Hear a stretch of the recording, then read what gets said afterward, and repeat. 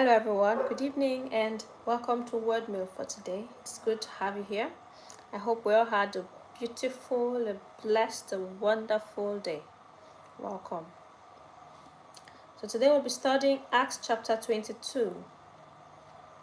But before we go ahead, let's invite the Spirit. Bow your head, say, Heavenly Father, thank you for yet another opportunity to study your word. As I study your word, may your word be a lamp unto my feet and a light unto my path. May your Spirit teach me, inspire me. Help me to understand your word. Help me to hear your voice through your word. And give me the grace even to apply what I'll learn in my life. In Jesus Christ's name. Amen. So I'll take the reading. Acts chapter 22. Men, okay, let me start from the last part of verse 40 of chapter 21. He spake unto them in the Hebrew tongue, saying, Men, brethren, and fathers, hear ye my defense which I make now unto you. And when they heard that he spake in the Hebrew tongue to them, they kept the more silence.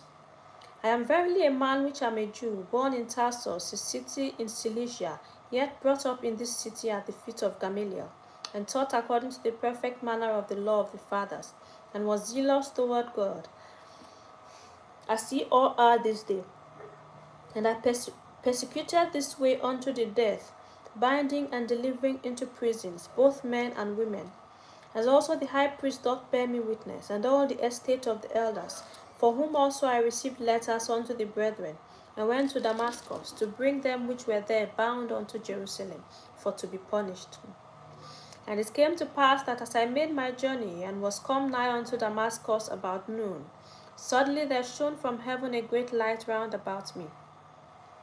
And I fell unto the ground, and heard a voice saying unto me, Saul, Saul, why persecutest thou me? And I answered, Who art thou, Lord? And he said unto me, I am Jesus of Nazareth, whom thou persecutest. And they that were there with me, saw indeed the light, and were afraid, but they heard not the voice of him that spake to me.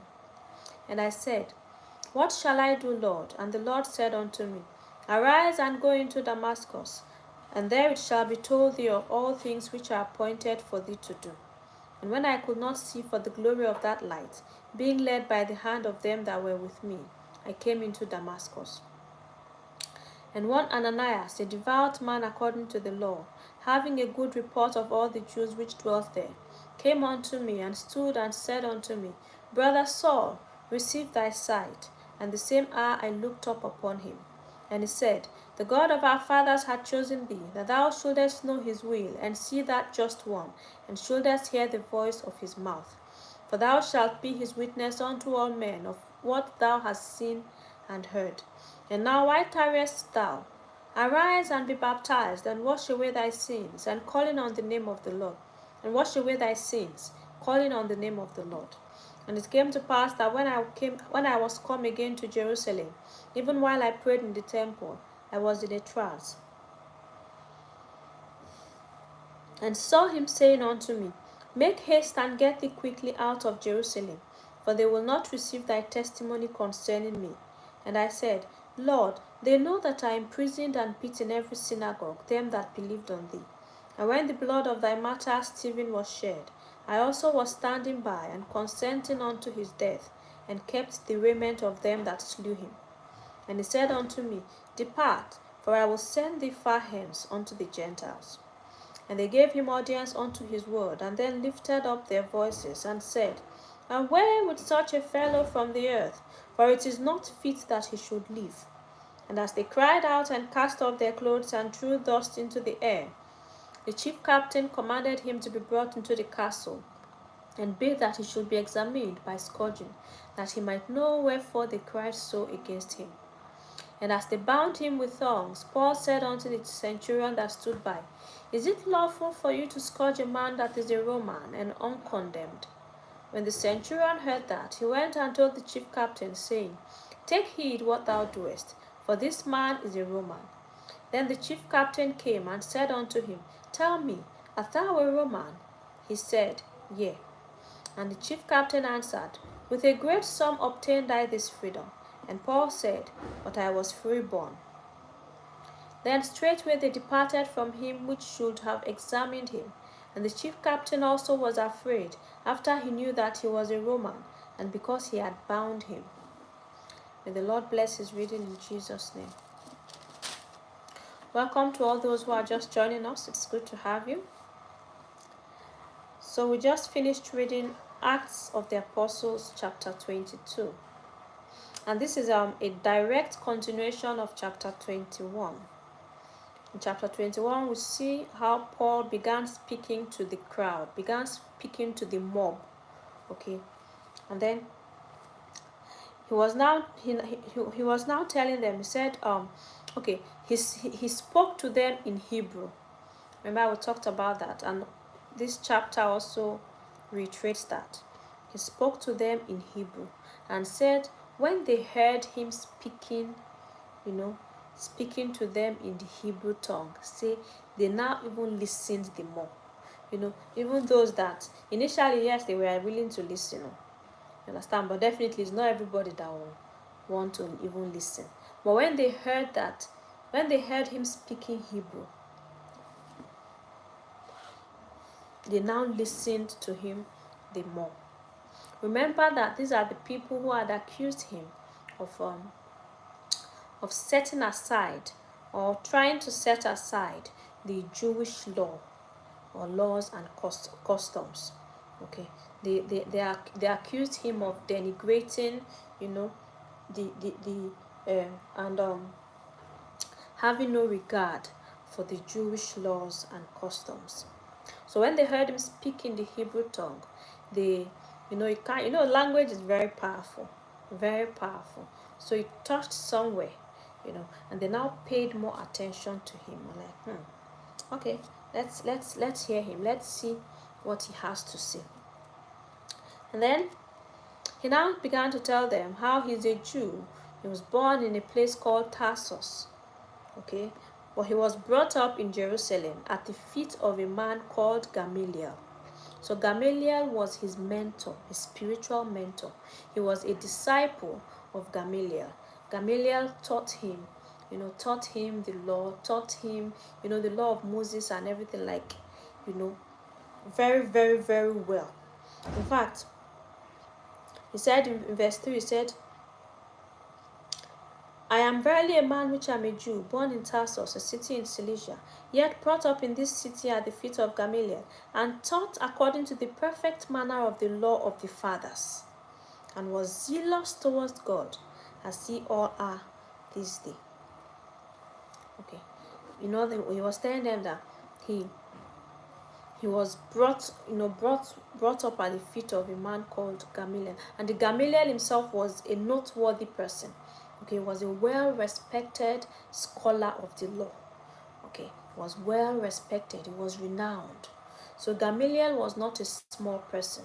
And so Gamaliel was Paul's mentor. So you can imagine Paul was, say, according to the perfect manner of the law of the fathers. He was taught the law like from A to Z. He knew it very well. So, and he was zealous toward God. He was zealous toward God. In other words, what he was trying, he said he was zealous towards God as they are at the time. So trying to tell them, say, this place you are at dinner, I don't walk out this road, pastor. In fact, on our not even on our since on our day zealous, on our not even zealous reach the way we are zealous. On our not zealous reach the way I zealous. I've passed this road, this thing you people are doing now, say you're trying to preserve the law. You feel like I am blaspheming. It's what I'm doing, what I'm preaching is sacrilege. You feel like you want to guard the law. Say, I have done it. He didn't say it directly, but indirectly, what he was trying to say is, I've done it. I don't do and pass. And of course, then he began to tell them, say he persecuted, so many of these of Christians unto the death. even kill them, that the high priest can bear him witness and all the elders, okay, that it was from their hand. Of course, remember that it was from the high priest's hand that he collected letters to take to Damascus. Those letters gave him the right to arrest, anybody, any Christian that he sees, to arrest them and bring them back to Jerusalem for them to be stoned to death. Okay? Those letters gave him that right. So the the high priest can bear him witness, because it was from his hand he poured letters to take to Damascus. Okay? And he now continued to say, but as he was journeying on the road, he had already gotten close to Damascus. It was afternoon already. He had gotten close to Damascus. Before he knew it, suddenly, okay, so there was a great light that shone round about him. And of course, those of us, we've read this. We've read the full story in previous chapters of this Acts. Okay, told them how he saw a great light, and the light was so bright that he fell to the ground. He fell to the ground, and he heard a voice say to him, Saul, Saul, why are you persecuting me? Why are you persecuting me? And he now asked, who are you, Lord? And the voice now said, I am Jesus of Nazareth, whom you are persecuting. Okay. And said the people that were with him, they saw the light, but they didn't hear the voice. They only saw the light. Okay. Then he now asked the Lord, what will I do? Okay. What will I do, Lord? What should I do, Lord? And the Lord now told him, say, arise, rise up, go to Damascus. Okay. When you get there, I'll tell you what you'll do. And that was how he got up. Okay. Don't forget, because of the brightness of the light, he was struck blind. Okay, became blind. He couldn't see. So it was the people that were on the journey with him that were guiding himself. Okay. Finally entered into Damascus, and the Lord told one man, a man named Ananias. Okay, the Lord told this Ananias to go and pray for him. Okay. Ananias was a member of the church, and he was a devout man. He was committed. He loved God. He was a strong Christian. The Lord told this Ananias to go and pray for him. Ananias went, said, Brother Paul, receive your sight. And that's how Paul began to see. Okay. And he now began to tell him how the God of their fathers, okay, has chosen him. That the God of their fathers has chosen him. That he, Paul, should know God's will and see that just one, Jesus Christ, okay, and should hear the voice of his mouth. God does not choose like man, and God does not judge like man. Say the God of your fathers, or the God of our fathers, okay, has chosen you. If it were by human wisdom or a human being to choose, come on. No, they will not, of course, not choose Paul, because what was it about Paul that will make anybody to even feel like he can even become a great instrument in God's hands? He was persecuting the church. He was one of the people. Don't worry, let me not run faster than my shadow, because we'll still talk about it in this chapter. He persecuted the Christians. Somebody that went and met the high priest said, give me letters. Let me go to Damascus. I will fish these people out anywhere that they are. Anywhere they are, I will fish them out. Who them be? For what? Hey, but God arrested him. God arrested him. Verse 15 says, For thou shalt be his witness unto all men of what thou hast seen and heard. You know, it is God that sees the heart of a man. God saw Paul's heart. Yes, Paul now. Okay, but the Saul, okay, then Saul, he saw his heart. And he knew that this man is not a bad man. Saul was not a bad man. He was not a wicked man either. He was a man who loved God. It was the love he had for God that made him to persecute the church, because he felt like, how can he be there and watch people blaspheme, and watch people. He saw the Christians as, for him, they were against God. For him, they were against God.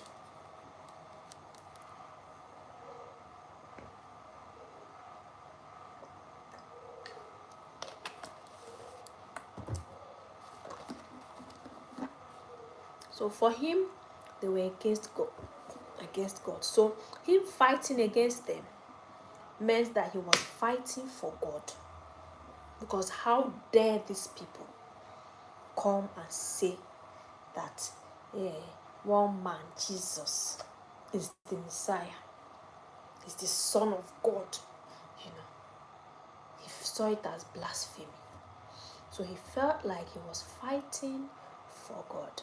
So God that sees the heart of man knew that this man is not a bad man. And he's zealous. He's zealous. He was a very zealous man.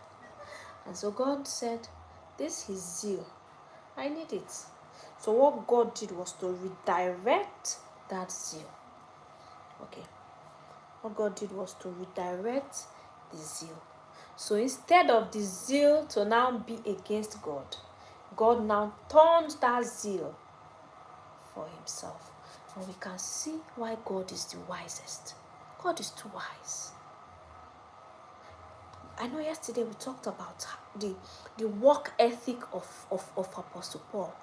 Hi, Jackie, no they tire. When it comes to the work of God, no they rest. His work ethic was something else. He worked hard for God. He put in all the effort for God. Anywhere he enters, the first thing is going to synagogue. He had such great zeal. And so God is wise. God is wise. We should learn from God. Okay.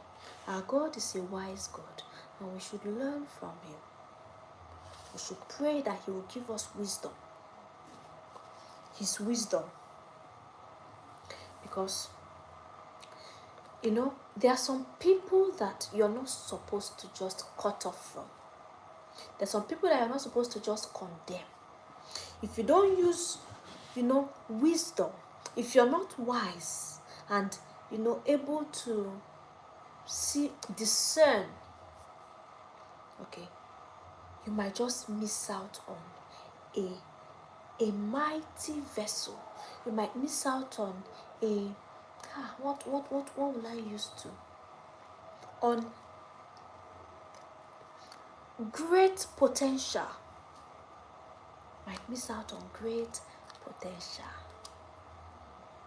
If it was a human being, they'll say, he's a bad man. He's this one. He's wicked. That man. I'm sure the Christians, the way they must have been describing Paul. Paul, wicked man. Wicked. Heartless. There is no name they will not call him. He's a demon.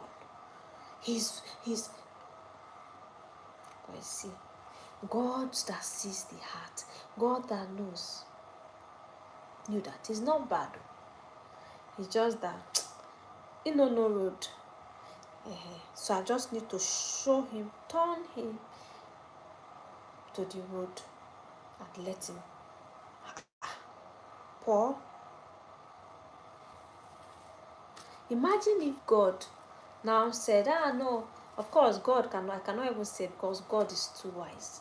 But if it was a human being, I imagine it was a human being now, we just throw Paul in. We say, no, this one, no hope. This one, wicked, evil, cruel, demon, this, that. And miss out on that great potential. See potential Paul had. See what he did. Paul alone was responsible for the spread of the gospel, like a great deal. A great deal. Say, because of him, say, throughout Asia, all of Asia heard the word of God. Are you playing? Paul, the same man that went to the high priest and said, give me letters. These people, I will fish them out. I will hunt them down anywhere I catch them. This same man. You see that the same zeal he used to persecute the Christians was the same zeal that he used to spread the gospel after he got converted. So we can see how wise God is. He takes that thing that seems how do I put it? That thing that is a cause for negativity, or seems like the source of negativity, he takes it and he makes something positive out of it. God saw the zeal of this young man. Say, this man, no, this zeal cannot go to waste. For what? Why will I waste this zeal? Why will you be wasting this zeal fighting? Come on. God had to arrest him. It was an arrest. And when he was converted, there was no stopping him. He was on fire. He was on fire. See the mighty works God used him to do. Don't rule out anybody.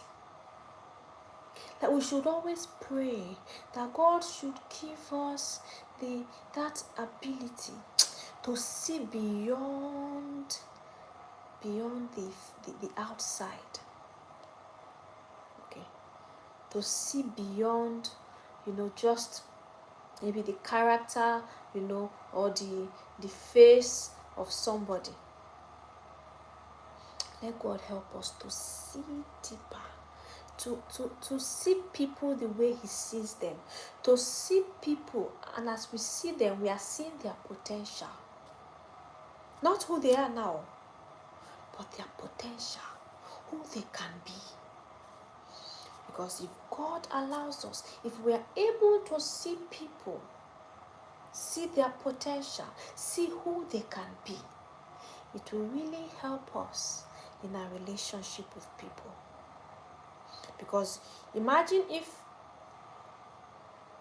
let's say, the members of the church that hated Paul with so much hatred, let's say God now revealed even to Peter and say, just show them, they see this one, see his potential. See, what do you think would have happened? Peter's heart towards Paul would have been softened now.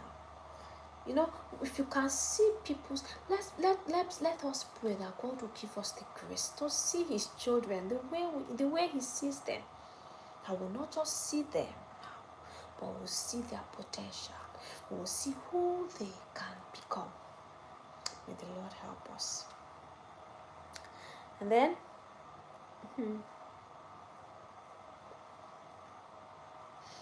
Paul finally got baptized. Okay. And he now told of an experience which was not written prior to this time. I didn't even know, and I don't think anyone knew. He said, while he was in the temple one day, okay, that he was praying, he fell into a trance. And the Lord told him, say, be fast, get out of Jerusalem quickly. Okay, because they will not receive your testimony concerning me. The Lord was telling Paul, leave Jerusalem immediately. These people will not hear, they will not accept your testimony concerning me. Okay. And he now said that, he now told the Lord, say, Lord, you know now. You know how you know how I imprisoned and beat all that believed on you in every synagogue. In every synagogue. Okay. And that even when the blood of the martyr Stephen, even when Stephen was killed, the men that killed Stephen, they came and they removed their clothes and they put their clothes at Paul's feet. Okay. So he kept the clothes of the people that killed Stephen. Okay. And then the Lord now told him, say, leave here immediately. I will take you far away unto the Gentiles. Okay. I'll take you far away unto the Gentiles. And now we need to understand that God has a unique relationship with all of his children. Okay. I'm sure that at this time when Paul saw the trance, he was still freshly converted. And I'm sure that a lot of the members of the church were still not totally comfortable with him. They still didn't trust him fully. But each of God's children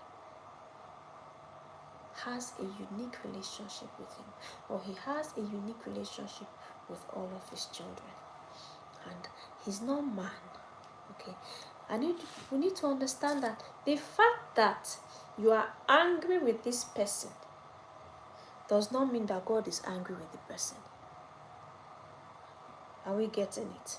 The fact that you are angry with Nkechi does not mean that God is angry with Nkechi. The fact that you and Nkechi have an issue does not mean that God will not bless Nkechi if he wants to. The fact that you and Nkechi have issues does not mean that God will not maybe speak to Nkechi or give her guidance, direction, or answer her prayers. So we need to understand this. Okay? Our relationship with man is totally different from God's relationship with man. Okay? We do not get to decide how God should treat another of his child. Okay? Unless in certain special circumstances, which I will not go into now. Otherwise, we do not you will not say, God, why will you bless this person when you know that me and this person are having issues and you still went ahead to bless this person with a car? What has your issue with this person got to do with God's blessing? I mean, okay, so we should understand that.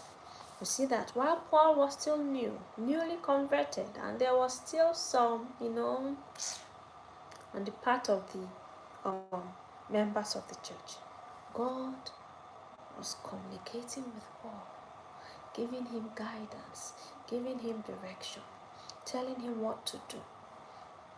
Okay. So we should understand this fact. Our relationship with our fellow men is totally different from God's relationship with that same person. May the Lord help us. And then they now listen.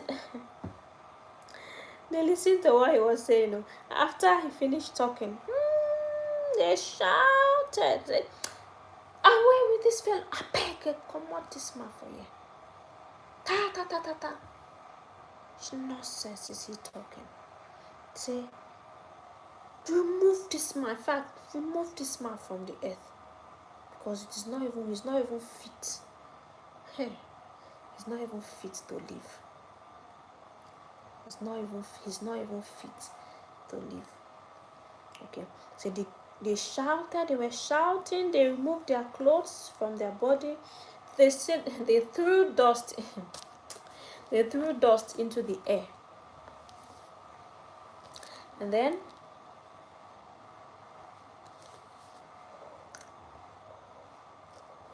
the chief captain, when he saw the whole thing, he now commanded them to bring Jesus into the castle. Okay. And then as they brought him into the castle, he was now trying to interrogate Jesus. So they scourged him by scourging. Okay. So they must have been flogging him, like interrogation. So so as they bound him, as they tied him with ropes and all of that, Paul now told the centurion that was there with him, saying, "Is it lawful for you to scourge a man that is a Roman and uncondemned?" So is it right? Is it right? Is it good for you to be flogging a Roman citizen? How? Because Paul was from Tarsus, okay, as we said. And Tarsus had won citizenship rights for all of its citizens. And moreover, it was a free state. Okay, so it was not under the direct rule of Rome. And Tarsus had free Roman citizenship for all of its citizens. So if you were born in Tarsus, you were automatically a Roman citizen. Okay. So Paul now asks the centurion, does the law, by the law, are you permitted to flog me, a Roman citizen? When the centurion, when he heard it, he said, "Hey, what? You say you're what? Hey!" He ran, went to the chief captain, and said, "Master, see, there's problem. There's serious problem. Do you know that this man that we've been flogging since is a Roman citizen?" Hey, the centurion heard that one. He came out. He said, "Tell me, are you a Roman?" Paul now answered him, say yes. Okay. Paul now answered him, say yes. And then they now stopped. Of course, they stopped flogging him, stopped interrogating him and all of that. Okay. And they were even so scared because he was a Roman citizen. Okay. They were so scared. One thing I want to point out here is that we should not, how do I put it?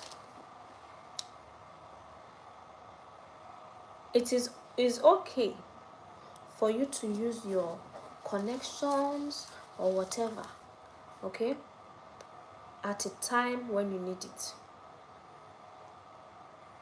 I don't know if you understand. It is okay for you to use your connections or whatever to come out of a fix at a time when you need it, because it's not everything that God will come and spell out for us, and it is also not every little thing that he will now come and start interfering in. Okay, so it is okay for us to use our connections or our, just use wisdom. Do you understand? So God gave us a brain. Okay, sometimes use wisdom. See, Paul used wisdom. He didn't say, they told me, that this Jerusalem I'm coming, this is what will happen, so I don't know already. I know that they will flog me, even if it's not just flogging, even if they want to kill me, I'm ready to die. Meanwhile, you are a Roman citizen, and you know that just by them hearing you're a Roman citizen, that alone, they cannot touch you. So we are not expected to how do I put it? If it is a situation that you cannot really do anything about, then fine. But if it is a situation that you can do something about, by all means, do it. Okay. He has flogged him, and if he did not say he's a Roman citizen, they would have continued flogging him until God knows when. Okay.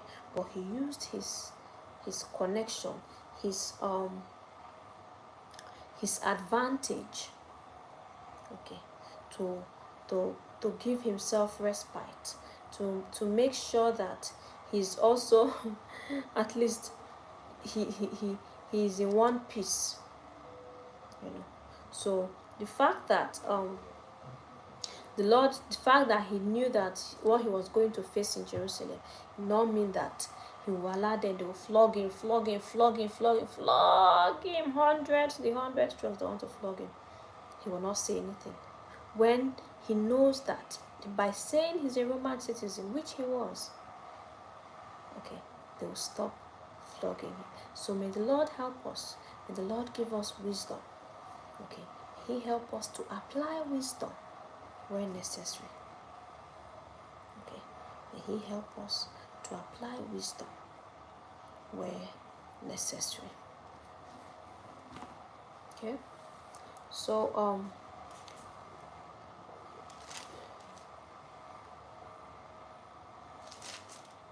it continues tomorrow, chapter 23. Okay, tomorrow we'll continue with Acts chapter 23. It's a continuation of 22. Okay, so thank you all for joining Word Meal today. It was lovely and exhilarating to have you all here. Okay, and I pray that the Lord will give us the grace to use our wisdom, that will be wise. Okay, that will be wise, that when it comes to a time or we find ourselves in situations that we can do something about because of the advantage He has given to us, that we will not neglect to use it. Okay, that we will not neglect to use those advantages, okay, those connections that He has given to us, that will not neglect to use it and say, no, I must, if I know this, that will say I'm not a real follower of Jesus Christ. Come on. May the Lord help us to use wisdom, to know when, okay, to use the advantages, the connections that He has given to us. In Jesus Christ's name. So I'll see you all again tomorrow, same time, 8 p.m. But don't come alone. Invite someone. And as you do so, the Lord bless you abundantly. Have a lovely night's rest. Sleep tight, sweet dreams. And bye for now.